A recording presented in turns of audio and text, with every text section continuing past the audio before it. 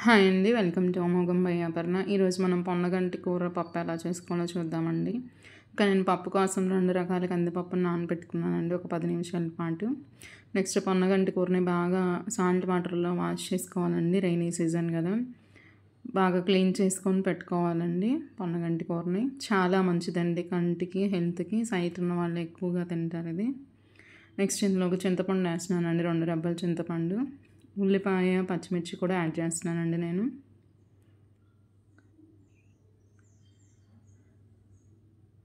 ఆకుకూరని బాగా కడుక్కోవాలండి. పురుగులు అలా ఉంటాయి, గొడ్లు కూడా ఉంటాయి వర్షం పడుతుంది కాబట్టి. నెక్స్ట్ ఇందులోకి ఒక హాఫ్ స్పూన్ పసుపు వేసానండి. ఒక 1 స్పూన్ సాల్ట్ కూడా యాడ్ చేశాను. పప్పు పొంగకుండా ఉండడానికి ఒక 1 స్పూన్ ఆయిల్ కూడా వేసానండి నేను. నేను మిరపకాయలు ఎక్కువ వేసుకున్నానండి, కారం తక్కువ వేసుకుందామని. తాలింపులో వేసుకుంటాను కారం.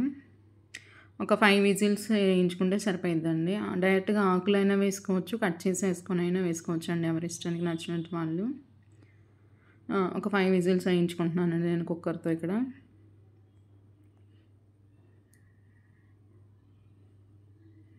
పప్పు ఉడికిపోయిందండి బాగా. పప్పు వెనుపుకోవడమే అండి. ఆకులుగా ఉన్నా మా పిల్లలు తింటారండి, అందుకే నేను అలానే ఉండనిచ్చాను. నెక్స్ట్ తాలింపు పెట్టుకున్నాను. తాలింపు గింజలు, ఎండుమిరపకాయ, వెల్లిపాయలు 2 చిదిమేసుకుంటున్నానండి.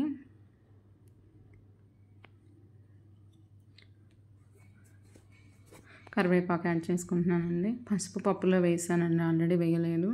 ఒక half spoon red chilli powder add చేస్తున్నానండి నేను ఇందులో.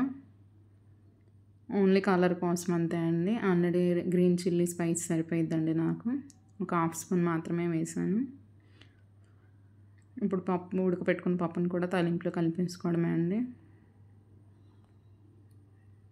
చాలా మంచిదండి పొన్నగంటి కూర ఆరోగ్యానికి. కంటి కోసం చాలా ఎక్కువగా తింటారండి ఐ ప్రాబ్లం ఉన్నవాళ్ళు. హెల్త్‌కి చాలా మంచిది. పొన్నగంటి కూర పప్పు రెడీ అండి. ప్లీజ్ ఫాలో అమోఘం by Aparna. Like, share, subscribe. Thank you for watching us అండి.